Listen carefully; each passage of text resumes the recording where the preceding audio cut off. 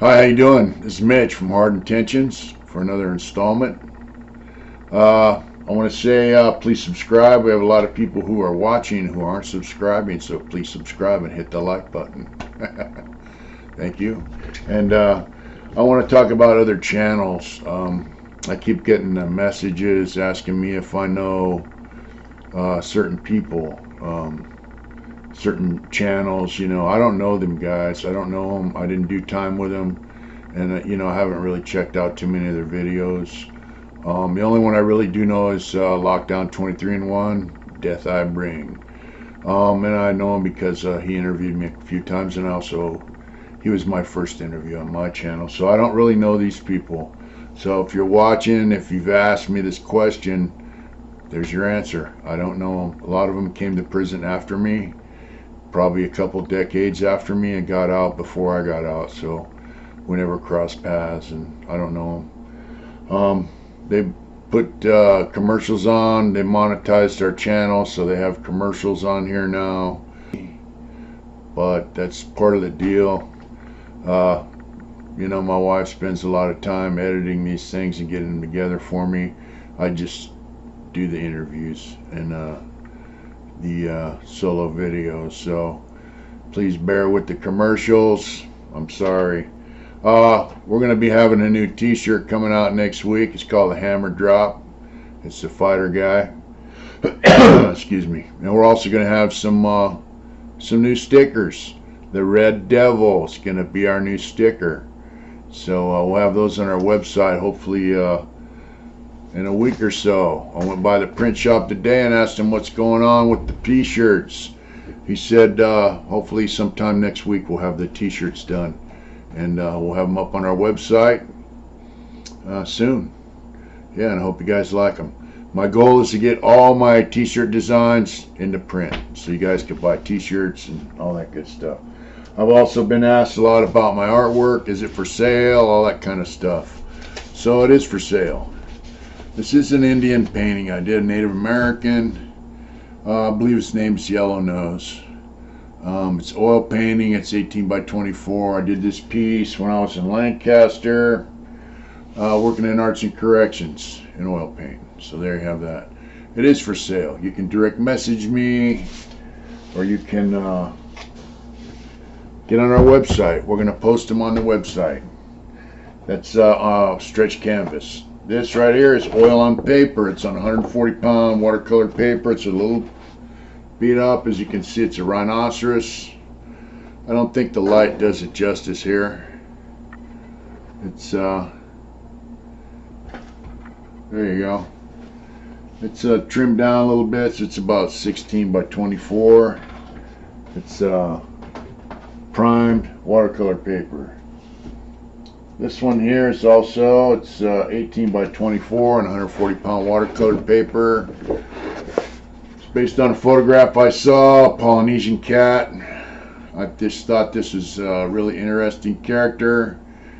I'll put some tattoos on him. I like the feathers. When I saw the photograph, I just had to paint it, and I painted it my own style, my own way.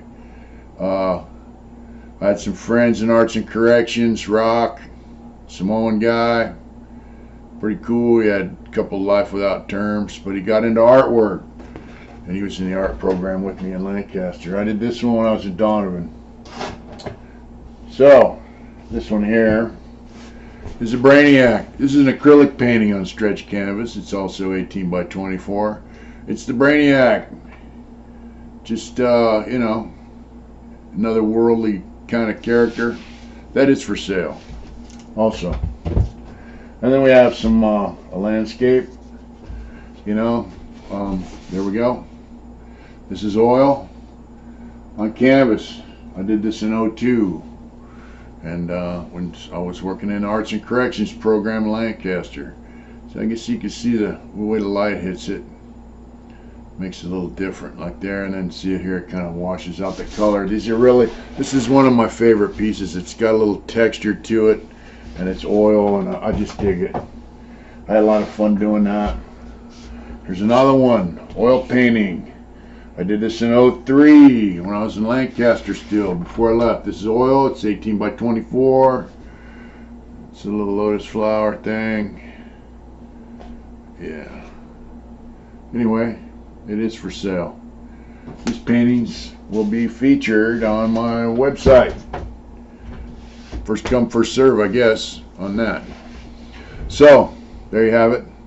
You know, I try to do these things chronological, but you know, as I start thinking about things after I've done one, I start thinking, well, you know, I forgot about this, or I forgot about that, and I forgot to tell them this and that, you know, and you know, when I was in CMF, I remember, you know, we're talking about murders and all that kind of stuff. I remember one night, my cellie had this cat in the cell playing the guitar, and I didn't really care for the guy.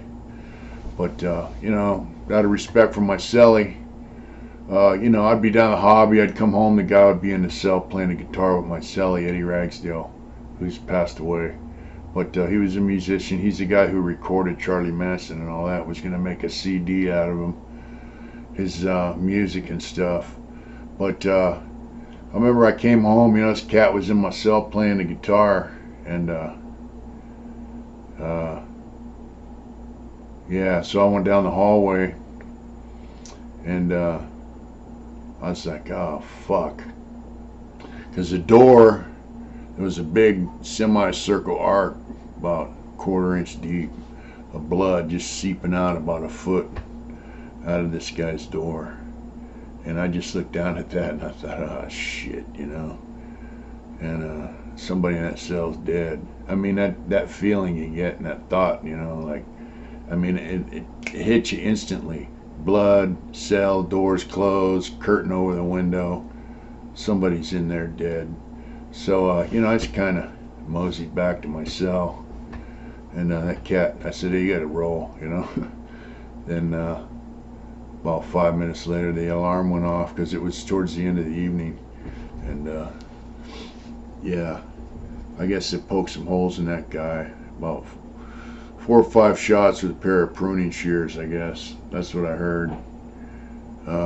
They got some pruning shears out of the horticulture class. I guess that's what they found, poked in the guy. But, yeah, it was a terrible thing. But CMF was a pretty good place, man. And I remember this friend of mine had come there from San Quentin, and he got married. And he asked me to come out to visit room, you know, with him and be his best man. So I went out there and met his wife, you know, the woman who became his wife. And, you know, I was his best man at his wedding. And Bob, you know, a week or two went by, and I said, hey, brother, find me a girl, you know, someone to write to. He's like, all right, you know, I'll check it out.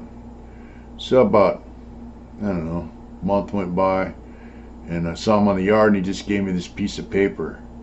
I said, what's this? He says, it's an address.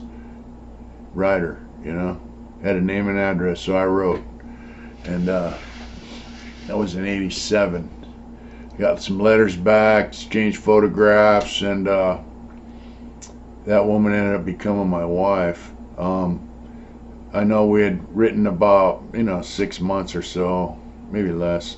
She had filled out a visiting application and said, hey, you know, I'll come see you in a month or so or whatever, you know. And so Mother's Day was coming up, and I had a little cash, you know, and I told my friend Randy Rucker, I said, hey, man, why don't you send some flowers to my girl for me, you know? And he says, all right, you know. I gave him $50, and he sent a dozen roses to her house. And she came home from work, landlord had them, said, hey, I got something here for you. And gave her it was a vase, a little crystal thing she still got with the roses in there. And she came up to see me that weekend. It was Mother's Day, so yeah, that kind of cinched the deal, I guess. But we visited for a while, and excuse me. You know, we got married in July. We had our first family visit in September, and we stayed married for quite a while, you know, and then we had, you know, ups and downs, prison, all that.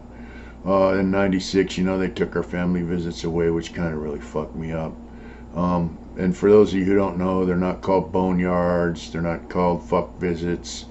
To us, they're not conjugal visits. They're family visits. Because before I got married, I had family visits with my mom. Guys would go out with their brothers and sisters, immediate family. They're called family visits, all right? And those visits, man, do a lot for a person's psyche. I mean, it keeps you connected to the world outside, and it boosts your morale. It gives you something to live for, man. And having a wife who believed in me, here's a woman that comes to visit you, does dirty work for you, does good stuff for you. It does a lot for a man to have a woman on his team. So, I can't say enough about, how grateful I was to be married in prison. And when they took our family visits away, it really hurt. It hurt a lot of guys. A lot of guys lost their families. A lot of guys lost everything. I mean, a lot of guys gave up behind that. I didn't really give up. I kind of decided, hey, I'm never getting out. So this relationship is, I don't know. I didn't know. I had a psych tell me one time. She said, "Why'd you get married, divorced?" And I said, "Well, they took her family visits. How do you maintain a marriage with a woman when you're in prison without family visits, man? You can't." And she said, "Man, you're a fucking caveman, But we maintained contact off and on throughout my entire term, basically, and we're living together now. So that marriage turned out to be the real deal. A lot of prison marriages fail when the guy gets out or when the girl gets out. But in my case, I'm fortunate enough to still be with this woman who I love very much, and that's that story. I forgot that part, and yeah. So last time I was talking about New Folsom and being transferred to DVI, and DVI was a good place at the time. Prior to going there, it was called Gladiator School because they sent a lot of young guys there, and that's also a place where Northern prison gang and a black prison gang was kind of flourished there, and there wasn't a lot of whites there, and there were really no white prison gangs there, and so there was a lot of violence towards whites. It was pretty brutal, but they locked all the Northern prison gang up, and they started getting rid of the youngsters. They developed a point system right after I went to prison. So if you had high points, you went to a level 4 prison, and DVI was a level 3/level 4. You could go there as a level 4, but because they really only had 2 level 4s at the time. That was San Quentin and Folsom. So if you're programming with level 4 points, you could go there. But overall, it was a level 3. So they got rid of a lot of the kids that were there that were fucking up. And they started bringing guys down from Folsom because these guys were in Folsom for years programming. They were going to hobby. Folsom was a kickback pen in a lot of ways, even though it was kind of crazy. There were a lot of murders there and all that shit, and there was a lot of violence. But, if you mind your own business, you could do a good program there. So their points were low. So they send them to, a lot of them guys went to DVI out of San Quentin as well. And, my old cellie told me, when they sent them guys to Tracy, he was working in a hobby shop for years. He worked in a hobby shop. Them guys are making $5-10 grand a year in a hobby, making wood products, leather products, all that stuff. So they didn't want to leave, and they would go and get it squashed. They go to some lieutenant or some counselor or whatever and get their transfer squashed, and finally, they came and told them, look, this is the last bus out here to Tracy, and you're gonna be on it. So they went to Tracy from Folsom, and they ended up liking it. But so by the time I got there, the older cats had been there for a while. Things still happened. There was still some violence here and there, but for the most part, it would either be personal or be business. You know, it wasn't really there was no, like, the white gangs had already been locked up. They locked all the gangs got locked up in '96. So I mean, for us, it was like you had guys that knew how to do time, but they weren't really affiliated with any gang or anything. There was some motorcycle club guys there and stuff like that, but it was a pretty good pen, man. I mean, I got in a few fisticuffs, you know, here and there, but you know, I worked finished my milling cabinet vocation there, and then I worked over in PIA for a while, and I got to go to hobby and all that shit. It was pretty cool. I mean, they have it's a big long corridor, and underneath the corridor there's a basement. So everywhere there's a hallway, there's a basement, and everywhere there's a building, there's a basement. And I remember, you know, this is the way guys think, right? So the guy in the basement who worked in the basement, that's where all the steam pipes are, all that kind of stuff. So, anyways, the guy that worked in the basement, they were going to get up underneath the storeroom in the kitchen and drill a hole big enough to slide a number 10 can through, and then take it. They never happened. They were going to put a clean out cover over it, and then when they wanted to, they could just drop cans of food like chili beans, you know, fruit, whatever. Anything came in a number 10 can, or anything else that would fit through that hole into the basement, and then that guy would take it out of the basement up to the building, and guys could eat.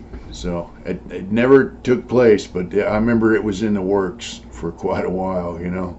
But, you know, and then we used to run pieces and all kinds of contraband through the kitchen from plant operations. Yeah, you know, and like guys used to hobby making jewelry, and I hobbied doing wood, and, you know, we'd fill up toilet paper boxes are pretty big, and I'd fill them up full of wood in industry, throw them on a cart. Someone would pick them up, take them over to the hobby shop. I have all the wood and glue I needed, sandpaper, stuff like that. And then the things I made in the hobby shop, you know, I could put them out in the store and sell them.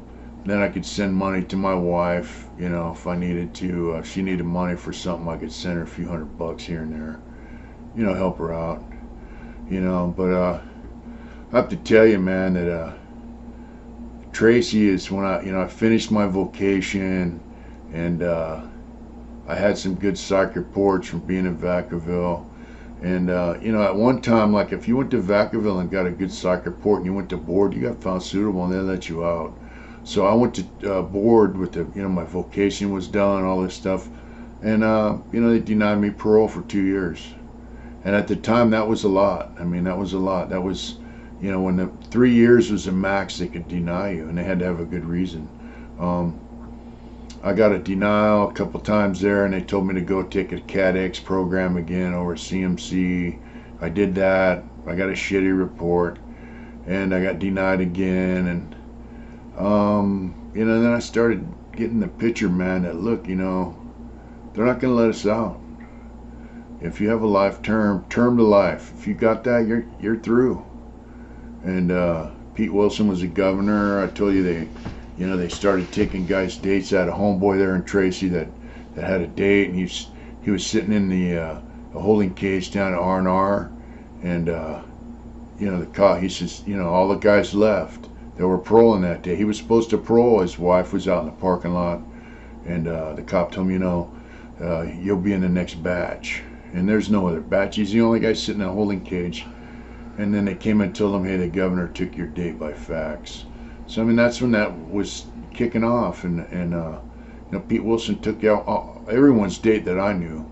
I mean, a lot of guys, he took their parole dates from them. So I started thinking, hey, look, you know, this is not good. You know, there's a good chance that we're never gonna get out. And for a while, I was pretty fucking pissed off about it. You know, I mean, I had a really fucking negative attitude. You know, if a guy wasn't my friend and they talked to me, I'd be like, hey, you know, fuck you, or whatever. I was pretty shitty. If a guy asked me a stupid question, I'd tell me, fuck you, asshole, you know what I mean? Uh, I just, it's, you don't want to say, it's like yeah, it's like self-sabotage. You get on a self-sabotage trip, man, where, you know, it's ugly. I mean, I had my artwork and I was tattooing, and that's when I started tattooing a lot. Was in Tracy. I had ounces of ink, real, Indian ink I could tattoo with, and I had a little setup with the cops, where I said, look, man, I'm not gonna run guys in and out of my house. I'm gonna move somebody in my cell. I'll tattoo on them. When I'm done, they'll move out and someone else will move in. The cop was like, all right. This cop is an ex-military guy, and so I'm tattooing. It's all good, right? And then this female staff shows up. This Mexican chick came from Corcoran, and she was pretty cool, really, in the end. But at the time, she had an attitude, and I heard that somebody body slammed her in Corcoran. I don't know if that's true or not, but I go to chow and I come back and my tattoo machine's gone. I'm like, what the fuck, man? So I told the cop, hey, man, and he points to her and he's like, hey, said it's not me, it's her, I'm like, all right. So it happened again, and I went down. She had a list, and she's like taking a shower. Guys are coming in, who wants a shower, And I go, hey, man, you got my fucking tattoo gun? And she's like, yeah. And she's backing up with this list, and I'm just on her. And I'm like, man, give me my fucking tattoo machine back. And she was just like, I could tell she was nervous, I wouldn't want to say she's scared, but she was nervous. And the sergeant seen what was going on, and he goes, hey, anybody need a tattoo machine? I was like, motherfucker, man, I was mad. And then, I said, all right, I'm going to put this fucking bitch on the shine, because, you come in off the yard every day and they ask you if you want a shower, and I wouldn't even look at her. I'd just walk in, walk out, and, she'd come by and ask questions like phone call list or whatever. I wouldn't even respond to her. I just act like she didn't exist. And then the sergeant calls me down. He's like, hey, man, what's going on with you and this chick? And I said, man, ain't nothing going on. I don't say shit to her. And he says, yeah, she's kind of paranoid because you don't respond to her, you don't talk to her. I said, I don't have to fucking talk to her, man. She keeps taking my tattoo equipment. I'm fucking pissed off about it. And, yeah, I mean, he says, I'll have a talk with her, man. So later on, I heard the tier officer that I was good with, he was good with me doing the tattoo, and I remember hearing him on the tier talking to her, and he tells her, look, man, do you think that this building runs smooth because of us? Meaning, staff.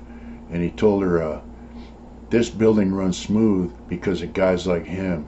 So quit fucking with him, quit fucking with this guy's program. And I was like, wow, And then when that sergeant talked to me, he gave me a couple bowls of food. A big Cool Whip bowl. It had like chicken cacciatore or some shit in there. He goes, you want this shit? And like a fruit bowl. I told him, sure.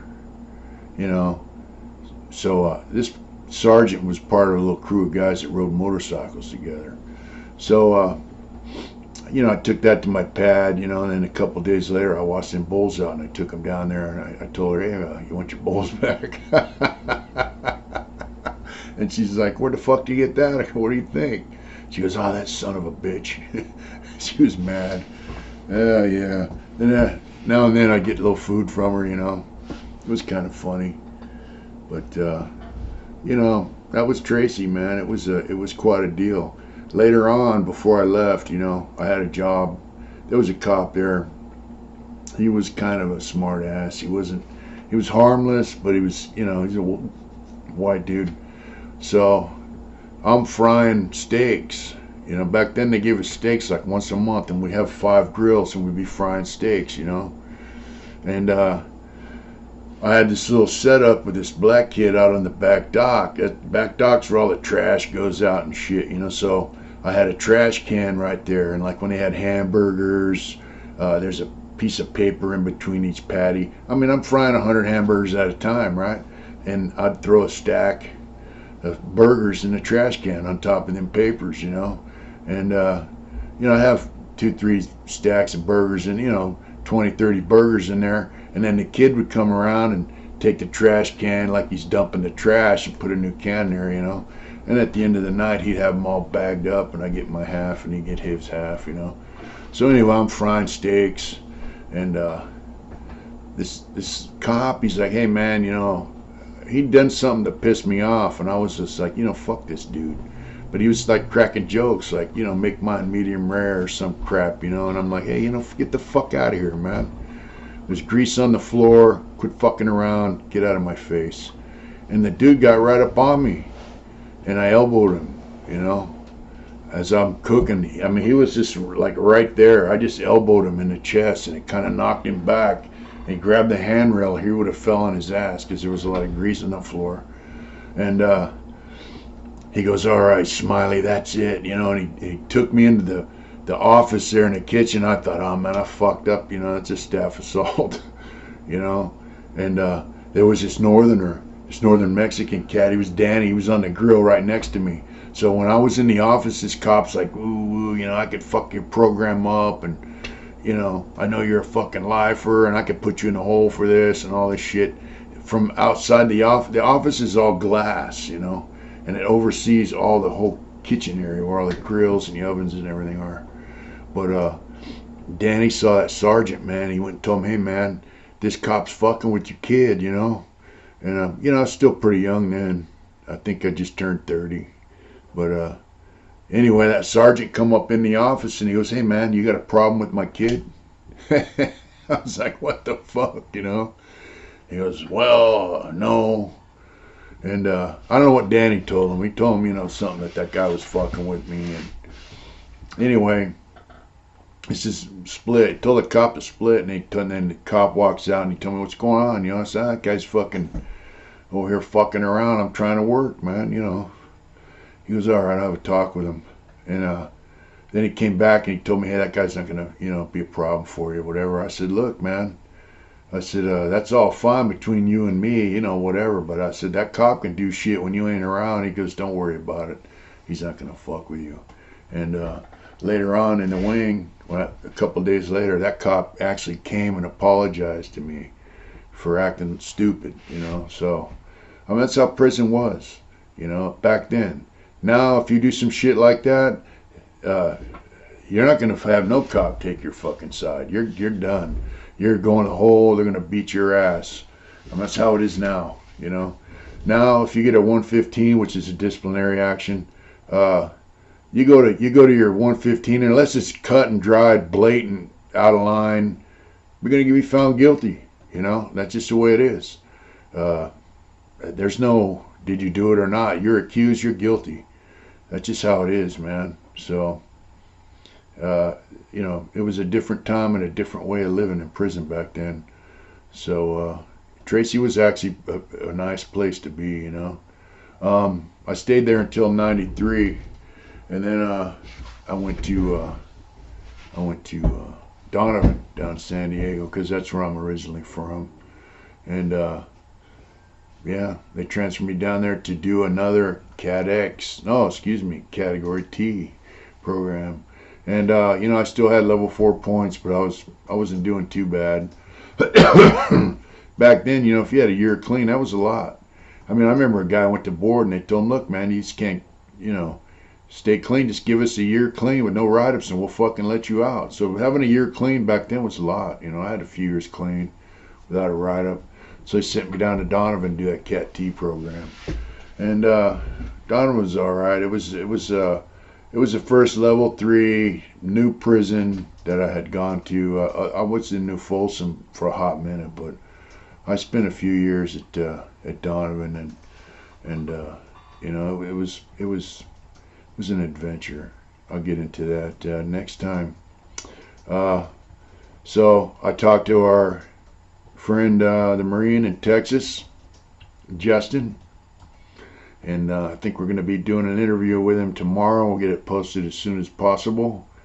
He has a message for all you guys who are follow military stuff, what's going on in the world. I mean, he's a Marine, he's been in the shit, and he has a message, man, and I want to give him a place for his voice to be heard, man, because once again, we love veterans, we love the military, and they've got that coming, man.